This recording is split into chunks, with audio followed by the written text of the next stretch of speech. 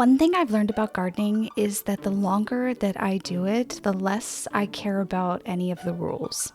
I'm Kristen McCoy, and welcome to the Very Good Gardening Podcast. When I first started gardening, I treated every bit of advice like it was the law.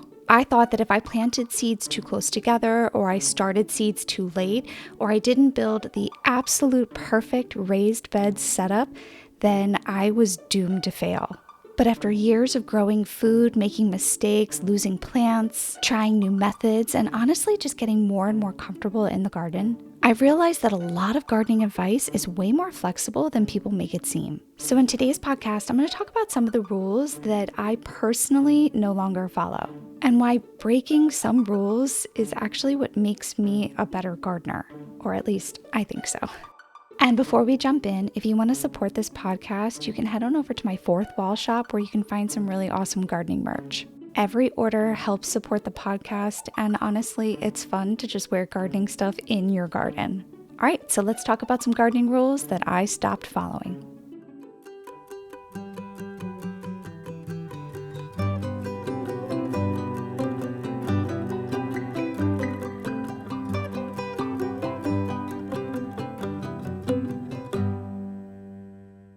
A lot of you may know that I'm an elementary school music teacher, but you might not know that in order to get the job that I have, I had to get certified in K through 12 music in all areas. Technically, I am certified to teach at any level. So I could teach high school choir. I could also teach middle school band. I mean, to be fair, no one's going to hire me at either because those are not my expertise anymore. Right now, I have a title of vocal general music teacher, which means that I teach basic music concepts to small children. And I do love my job. It served me very, very well. The reason I'm talking about that is because my certification required me to learn every aspect of music. Composing, how to play the violin, how to sight sing, anything. I had to learn all about the history of music. I was very busy in college. I remember very clearly one day my freshman year in music theory, our professor was talking about how this one music concept is a hard and fast rule. You cannot break it because when you compose music this way, it sounds so awful. And just a couple of days later, one of my fellow students found a classical piece of music written by a very, very famous composer, and it had broken that rule over and over and over again in that piece. And my professor stopped and he had a discussion with us about how we have to learn the rules in order to know how to break them. And wow, did that put me on a path, because all of a sudden, when I knew what all of the rules of composing music were, the supposed rules, I guess you could say, it helped me to understand why sometimes those rules were broken. And now that I'm reflecting on things, I think I've taken that bit of advice and ran with it. Anybody that knows me on a personal level knows that I am a rule follower, but I like to know the rules so that I can know what the consequences are if I break the rules. So for instance, if I apply this to gardening, what happens if I do plant my seeds too close together? What happens if I do water on a schedule and I don't check to see if the plant needs water? This is all trial and error, and this allows me to see what the consequences are. Sometimes I consider that a lesson learned. No, you should not water on a schedule because the plant can be absolutely overwatered or underwatered because you didn't think it was time to water yet, but yet it was 95 degrees out the day before. So let me tell you some rules that I have learned and why I'm now okay with breaking them. Rule number 1 is that you have to do everything perfect in order to get the results that you're looking for. I'm not quite sure who came up with that, but there are so many people out there who have been gardening for a really long time and seem to think that if you are not doing this, and this, then your garden is not going to flourish. Now, that might be the case, but it's definitely not a guarantee. I think partly to blame is social media, and I hope that I am not somebody who contributes to that. But people see on social media these beautiful, perfect gardens, and they don't see the overturned pots in the garden. They don't see the soil bags that never got returned to the shed. They don't see the 1,400 clippers that have been left behind every single time. That's me. I've lost, I can't tell you how many. They don't see the weeds. Now, I tell you what, you see weeds in all of my videos. You see them, they're there. Sometimes I hide the ones that are really bad, but I'm trying to be better about that because weeds happen. Hey, maybe I should put that on a shirt. I think I should. I'm going to put that on a shirt. Weeds happen. Real gardeners are messy.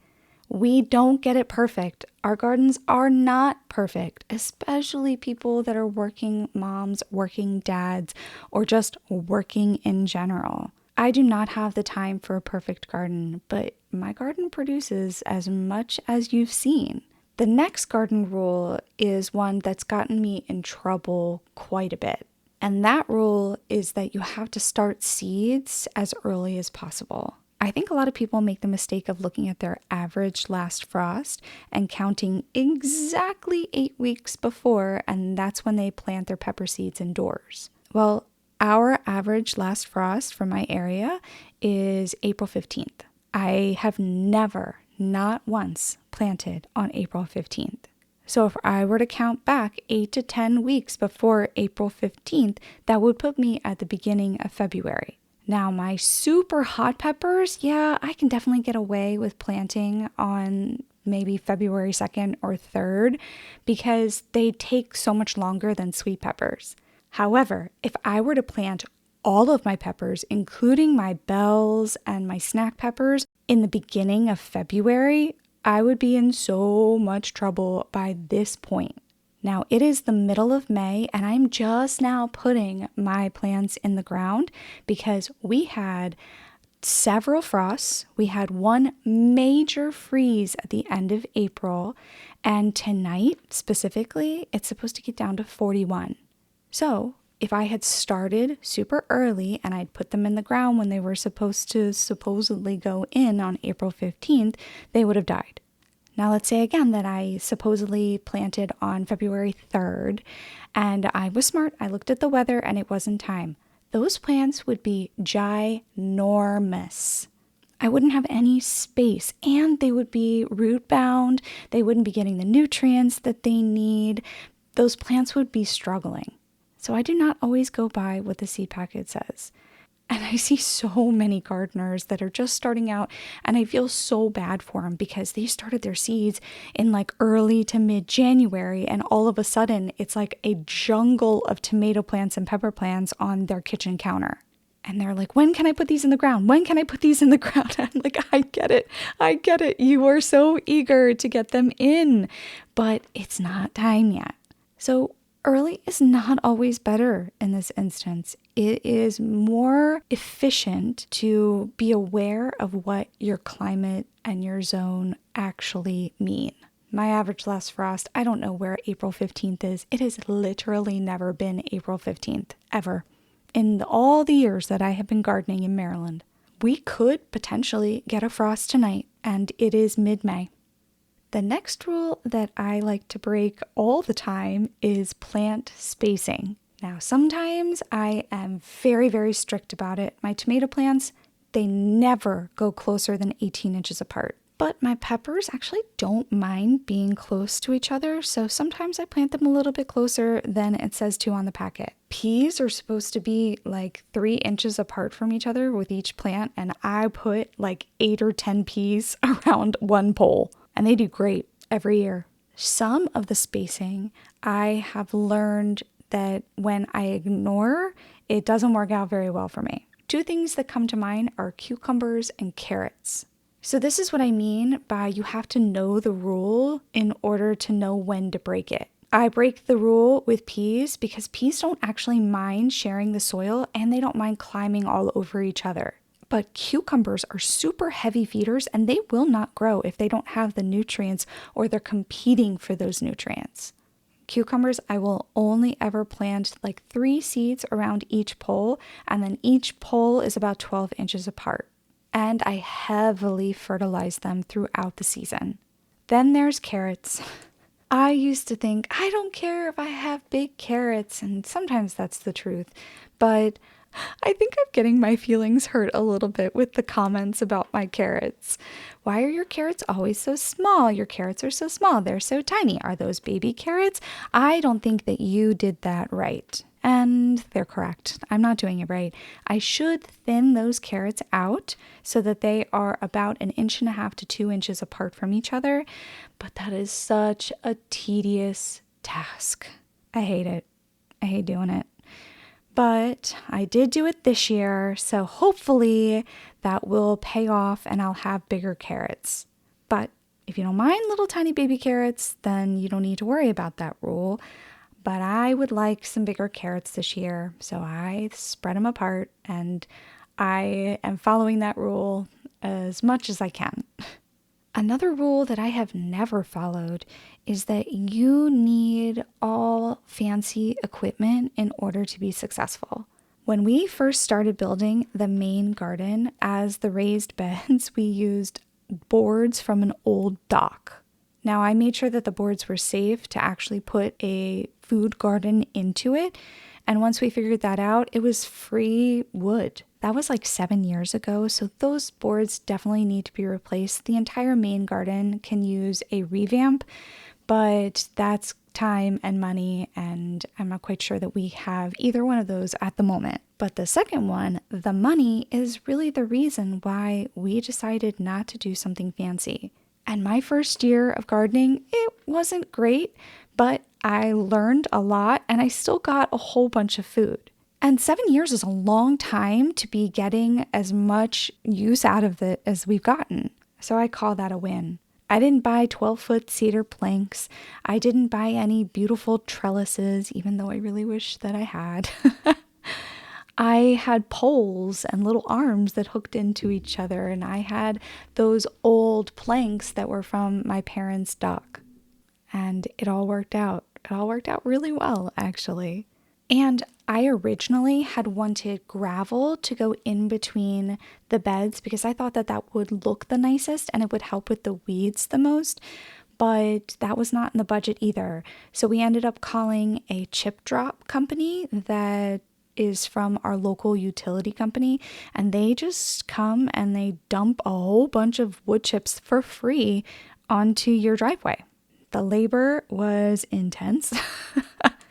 We have had to try to scoop and use wheelbarrows to get it off of our driveway and into our garden, but it was free and it worked out really well. You don't need any fancy setups. You can use what you have. You can recycle. You can ask. Things are available. Oh, and I just remembered my brother-in-law found these really old, like, pig feeding troughs. I don't really know what they were, but they were metal, and he found them in the back barn that used to belong to my in-laws who live next door. And he was like, "Can I have these?" I was like, "Sure, why not?" And he turned them into raised beds. It was brilliant. I really wish that I had known they were back there. But it's so cool. It was so inventive and kind of another way to use the property that he grew up on to create a garden in his own home. And my last rule that I definitely break all the time, and you should break too, is that you're not really a true gardener unless you are starting every single thing from seed. I've talked about this before. I just don't understand why other people are so concerned with how somebody else gardens. Why are you deciding if they are a gardener or not based on how they actually garden? You know, I have found so many different kinds of mints. I've collected them over the years, and I didn't start all of them from seed. If I do find really cool mint seeds, yeah, I'll start them from seed. But I just found ginger mint. Oh my gosh, I'm so excited. And I found more apple mint at my local nursery. Because I have those in my garden, does that make me any less of a gardener? You do not need to start everything from seed. I'm going to say it again. You do not need to start everything from seed. There are some things that are easier to start from seed, but there are some things that are almost nearly impossible to start from seed. The first thing that pops into my brain is strawberry plants. Now, they are absolutely able to be grown from seed, but it's really, really hard. I have gotten almost every single strawberry plant that I have, minus a couple that I did successfully grow from seed. All of the rest of them, 95% of my strawberry plants came from bare root strawberry plants from a company. Does that mean that I did not grow those strawberries? I don't get it. I don't understand. Do what you have to do in order to get the results that you would like. Now, that does not apply to everything in life, but in the garden it does.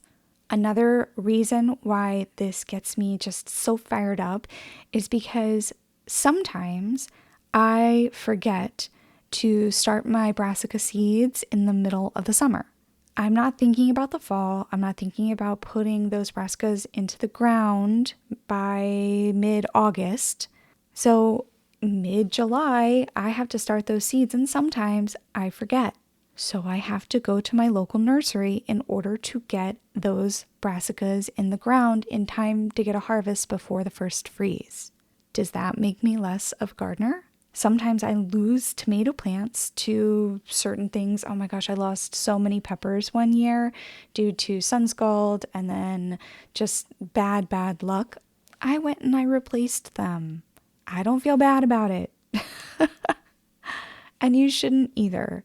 That one is such a stupid rule and I don't even understand it. That's one that I'm totally willing to throw out the window. I have so many people that come up to me on a regular basis, like, I don't know how you do it. How do you get all this done? How are you able to get as much produce as you get? And they then follow it up with, I can never do it. I've got a black thumb. I don't have the time. It just gets so hard when the weeds come. I totally understand. I totally get it. And I think that the reason that people feel that way when they actually want to garden but then give up is because they feel like they are doing so many things wrong that it's not worth it. And it makes me feel really sad because I'm a big believer in starting small and getting those little tiny successes so you feel more confident as a gardener. So yes, learn all the rules, figure out what they are, and then try some new things. Figure out what works in your space. One of my favorite things to do is to figure out if I'm actually able to grow something in my climate. Sometimes it says that I can't, but I want to push those boundaries to see if I actually can be successful in growing whatever it is. I hope that you're able to figure out what rules you can break in your garden and which ones are absolutely here to stay. But I hope that your ultimate goal is reached of getting as much food from your backyard garden as you can. That is the goal. If you enjoyed this podcast, make sure that you're subscribing so you don't miss any future episodes. And again, if you want to support what I'm building here, check out my Fourth Wall shop that's linked below. I've got gardening merch and all kinds of fun things that are designed for gardeners like you and me. Thank you so much for listening. I'll see you in the next episode, but in the meantime, go grow something very good.